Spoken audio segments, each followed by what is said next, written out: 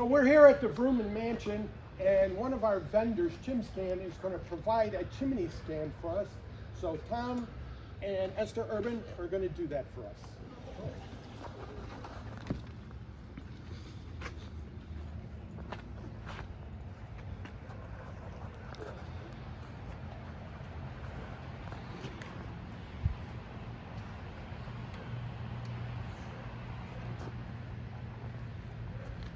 So what you got there, Tom? Okay, what I got here is a camera system designed to do a couple things. One, there's two cameras. There's one up here, and there's another camera down here. This camera, of course, looks just straight up the chimney.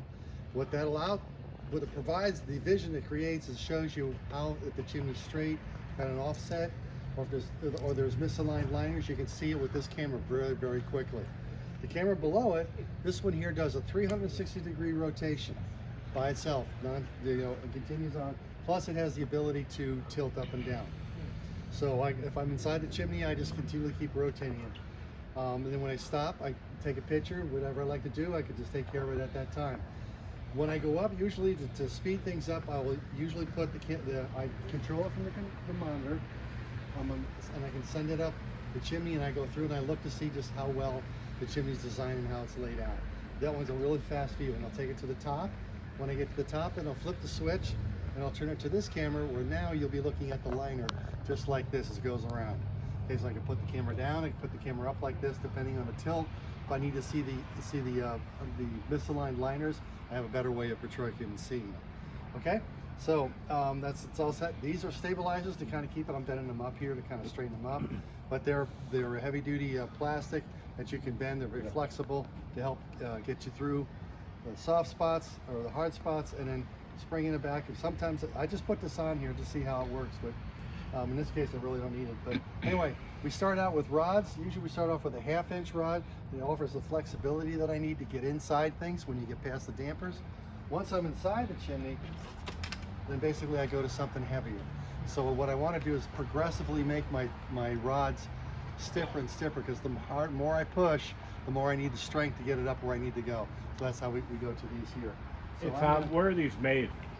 These made? Where is this whole thing made? Made in Fairfield, Iowa. The only thing we get from China is the imaging processor for both the cameras, the monitors, and keyboards. The rest of the stuff we make in Iowa. So we have a dedicated group of 9 besides ourselves who work to do that. So yes, this is made in America. So I'm going to take my phone out before I sit on it. And then I'm going to go ahead. So we also, this one here has a keyboard on it, so I'm going to just take the copy off of it and show you how easy it is to do. There we go. All right, so I'm going to grab 5 or 6 rods here with me.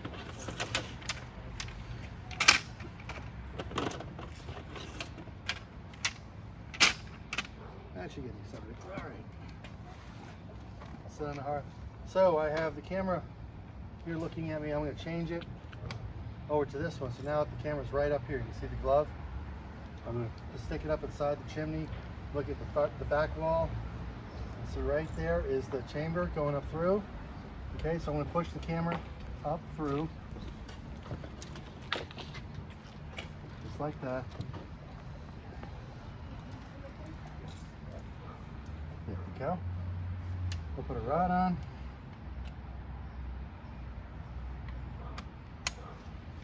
Now, this is the first time in 42 years I have ever seen this, but does anybody know what that is? No. Is that like part of the tree or something?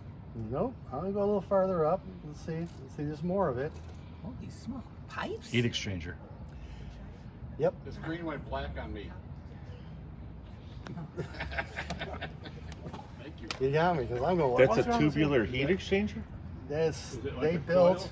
a tubular heat exchanger inside the chimney, of which they use. There's to hot heat water them. in the a tank up in the building behind us, of which they're using to put heat in the floor so they can keep it de-iced. Okay. Also, like the driveway's heated too. The driveway, the walkway right here, this is heated. So when it starts getting snowy out or whatever, they turn the Yeah, my fireplace neighbor, on, get it where I on. lived before he had that, but I didn't know that's the way they did it. Well, I thought it was kind of cool. My wife wouldn't let me do it though. yeah. But anyway, so that's it right there. The heat exchangers. I got past that. Now I'm into the actual chimney itself. Okay, I'm gonna go ahead. I'm gonna take the camera up. And we'll go take a look to see what we got. Now what I'm looking for when I go up, because the light at the top kind of kills the view, but as you can see as I go up, you can see that there's I guess I can't do that now. Let's do it this way. I'm looking for the joints to see if they're tight. In this case here, the liners are on top of each other and they're square on, which is not normal for most cases. So looks like this is a well-built chimney. Go to the next one.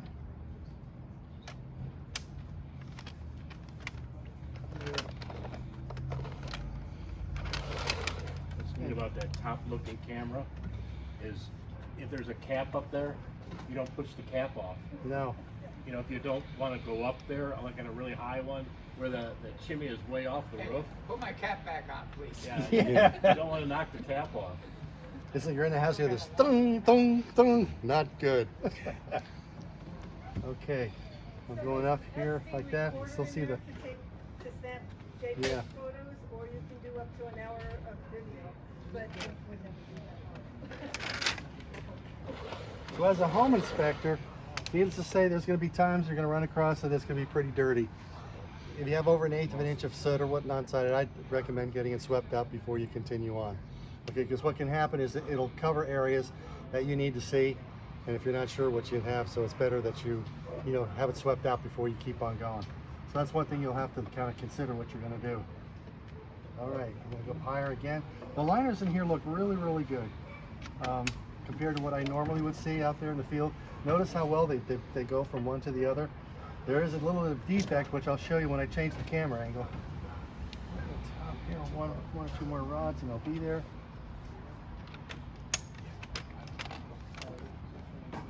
Okay, there we go. And I am at the top of the chimney. Now I can go up a little bit higher, but I'll stay right there. Then what I'll do is I'll switch the camera and then I'll turn the rotation on. And as I go through it, I'll start looking at the first thing I want to do is I want to get to a joint, because everything happens at a joint. Let me slow it up. There we go.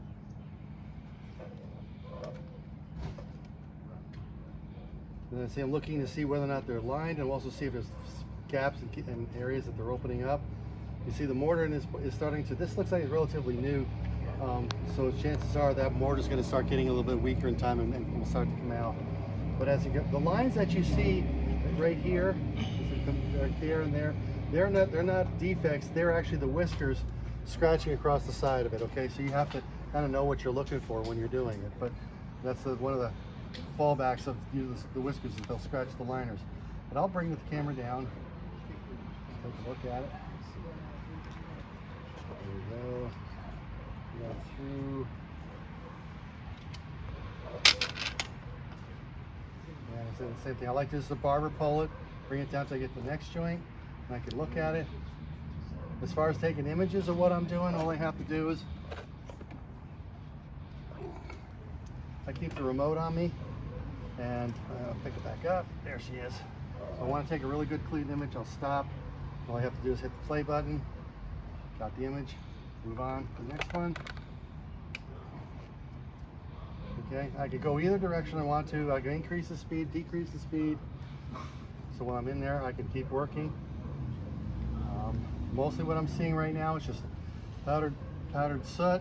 No big deal. There's no glazed creosote in here, so there's no hazards as far as that's involved. That's not in a chimney.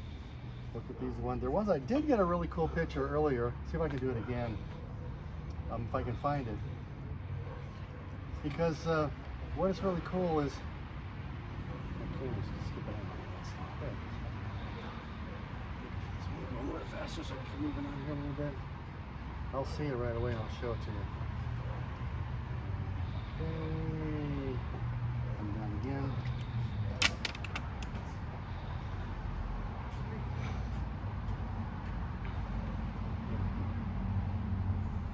Scratch marks. Wasn't that it right there? No, I thought it might have been it, but it's not. That's just my brushes. Whiskers going by.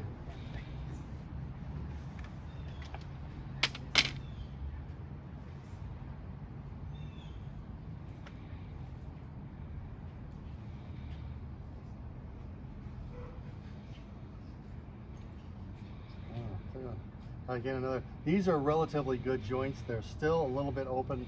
I would note it in my report when I was putting it together. Almost.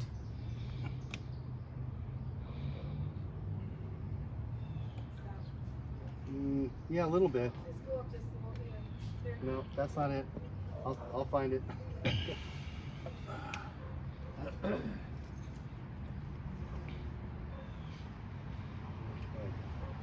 So this is where I swept the chimney. There's the beginning of the pipe. So I swept the bottom here for you a little bit just to clean off the tubes. A little bit easier to do it, so I can went in and swept it out for you. You take a look at it. But I must have covered it up. But I could, one of the areas I actually, you can see there's an air wash. Soot doesn't care. It'll soot everything when you do it. But when you're inside a chimney and you find it is like one spot sooted and one spot's not, the $64 question is, why is that not got soot on it? So color has a lot to do with what you're looking at when you're inside the chimney.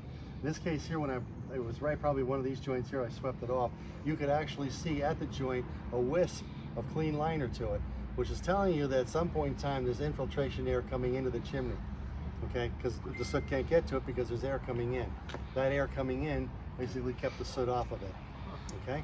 So that's, a lot of it has to do with color. Most of the times the things you're gonna find, always scan joints. Joints are the most important part. If it's an unlined chimney, then you're gonna have, you know, then it takes a lot more work because you have to go, you're really slow to look at every one of the brickworks.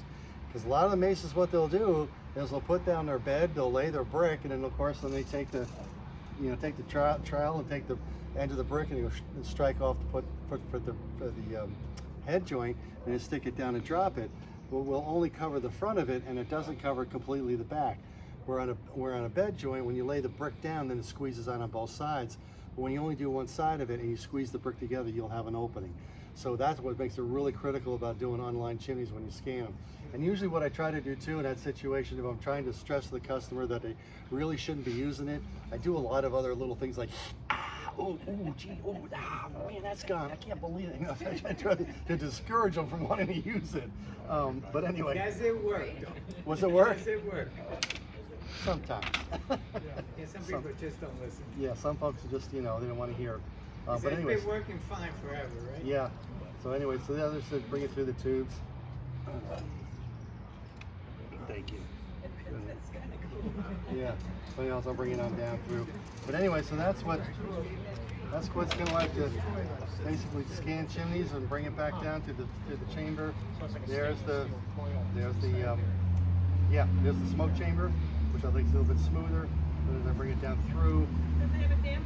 No, just a damper frame, and that's it. And that's. What happens when there is a damper? Do you put that thing in through it? This thing? Yeah. Yeah. Yeah. Yeah. No, I was just curious, you know, because those dampers are not that big. Yeah. See, that's the reason why these are Oh, they built to got do those this. little flex thingies. Right. Okay, cool. Now, most of the things you'll see out in the field, like if you're in a prefabricated chimney, which has just the flip, Right.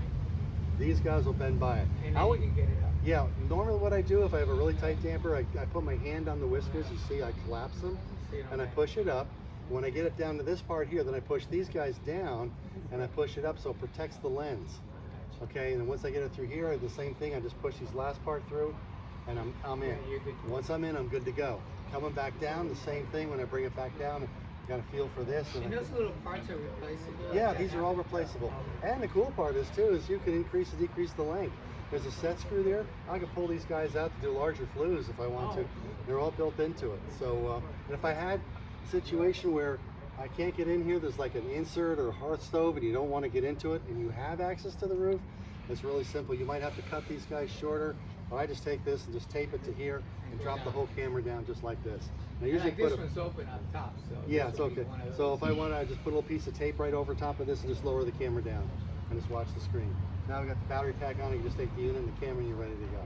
So that's kind of, and I take my images off of the SD card here, Going over to your decks, it's pretty simple because either we keep it low key, you could do a lot of app applications, and I found out that the more app things I use, the more tendency for things to go wrong. So I like to play the Valley Girl approach to life and anymore. It's like for sure. And I can just take the SD card reader out, I can put it in my computer, it'll read the files for you, put them in your folders accordingly, and you have it. If you're using iPads, then you have to have a lightning adapter for the SD adapter. Put the SD adapter on, and it's going to pop up and say where the camera roll. Click it, put in, create your file, and dump the photos into it. So anything that you really want to use out in your field today, that we're compatible to make that all happen. Okay, that's kind of it. Oh, I forgot. I can type on the screen too. I put these guys on. What this really comes in handy is if I'm doing a lot of work and I want to put, Mr. Jones typing sideways to a guy who I can just put that on the top of the screen. I can put my cursor anywhere I want. It's not a word processor, but the cool part is I can set this any which way I want. I can just go ahead and put So it right on the you can screen. add little comments to the section. Yep, you can add to the section, take the picture, boom, it's on the So you file. don't have to, if you do a couple. Correct. you'll Where this remember. really comes in handy is when you start working with HOAs and you have multiple units, like 50, 70, or 200 units. Trying to keep all that stuff straight. This is like for $300. This is invaluable to be able to keep all that information together. So you can type a note in there right at where the defect is. Yep, I've had it. So it just cuts to the chase. Cuts to the chase. A lot of people don't know what they're looking at. They don't. But if you put a note in there right by it, Yeah. it's like, okay, that's what I'm looking at. Now I see it. You can see. Yeah. The real key thing too is, but I've seen a lot of reports that are done, and they'll just put the photos of the defects, but they don't explain to the people what it is. Right. So it's like, why bother? Because if they don't understand it, then you're kind of wasting your time. Right. So this way, it really helps you put the information on the screen for them so that they have it. So And it focuses their eye. yes, it focuses on. I can see this, so it works out good. Okay.